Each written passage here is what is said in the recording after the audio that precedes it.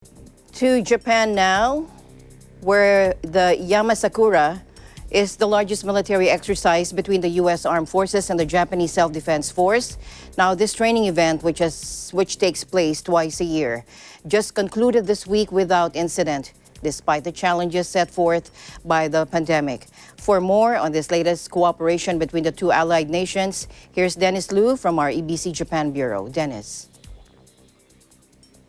Evening, Alma, and to all our televiewers. Yama Sakura 79 kicked off on December 9th at Camp Kengun, which is located about 120 kilometers south of Fukuoka in southern Japan, as well as in other locations in the United States. This year marks the 39th iteration of this Japan-based exercise that began in 1982. The purpose of the exercise was to improve the combat readiness and cohesiveness of the two countries while strengthening bilateral relationships and demonstrating resolve to support security interests and other partner nations within the Indo-Pacific region. Other nations such as Australia also took part in the training as observers.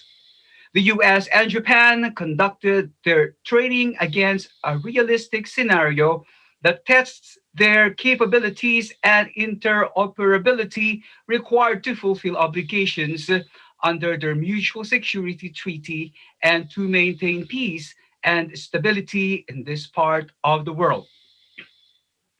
Planning and preparation at Camp Kengun and other venues were also critical, especially this year due to the ongoing COVID-19 pandemic. Here's an overview of the recently concluded Yama Sakura bilateral exercise.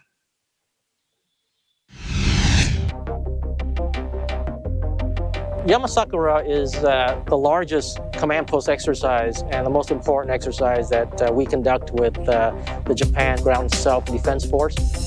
In addition to that, we also have robust participation from the 3rd Marine Expeditionary Force, as well as support from the 5th Air Force and the 7th Fleet. And it's the culminating exercise that we do each year that actually incorporates all the lessons learned that we've gathered throughout the year with the Japan Ground Self-Defense Force.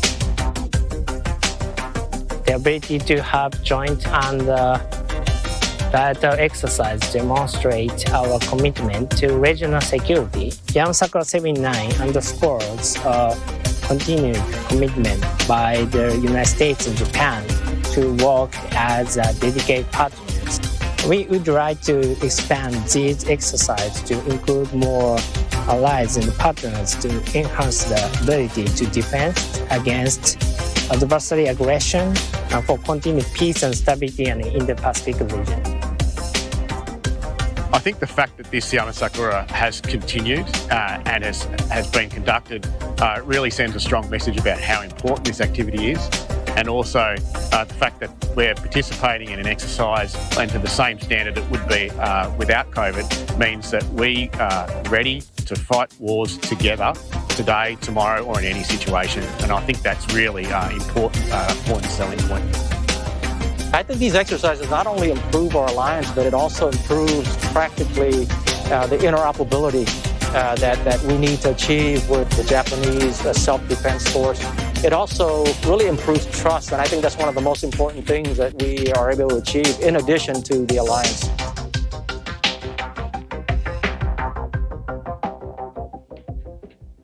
Yama Sakura 79 ended with a closing ceremony on December 14th. Alma? All right. Okay, Dennis, so you said this was conducted peacefully amid the pandemic. Can you give us an update on what is happening now on the coronavirus situation over there in Japan? Yes, Alma, Tokyo Metropolitan Government officials confirmed 678 new cases of coronavirus infection in the capital today, Wednesday. The figure is a record high single-day tally, surpassing the 621 reported last Saturday. Japan's latest efforts to block the spread of the coronavirus are not going down well with the tourism industry.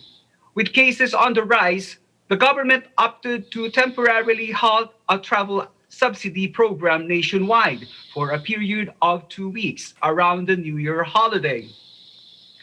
The announcement caught many would-be tourists off guard.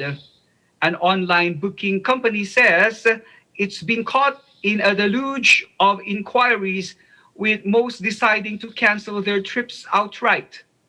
The program helps offset the cost of domestic travel in the hopes of kickstarting a pandemic-struck economy. Many areas that welcome the return of visitors now find themselves in a tough spot. Nomura Research Institute estimates suspending the Go to Travel campaign will push down consumption by about $860 million. Health experts who supported the move say it could help ensure the virus doesn't spread further in rural areas. But they still advise people to take precautions. Professor Wada Koji at International University of Health and Welfare said, it's important to take stricter precautions, such as trying as much as possible not to eat with people outside of your family. More than 2,400 new cases have so far been confirmed across Japan on Tuesday, including 460 in Tokyo. That brings the total number of nationwide infections above 185,000. More than 2,700 people have died, according to NHK World Japan News. Alma? All right, thank you very much. Dennis, always looking forward to your updates there in Japan. You take care, stay safe, stay healthy. Thank you for your time. You too, Alma, reporting live from Tokyo, Japan. This is Dennis Liu for Eagle News. We live in interesting times.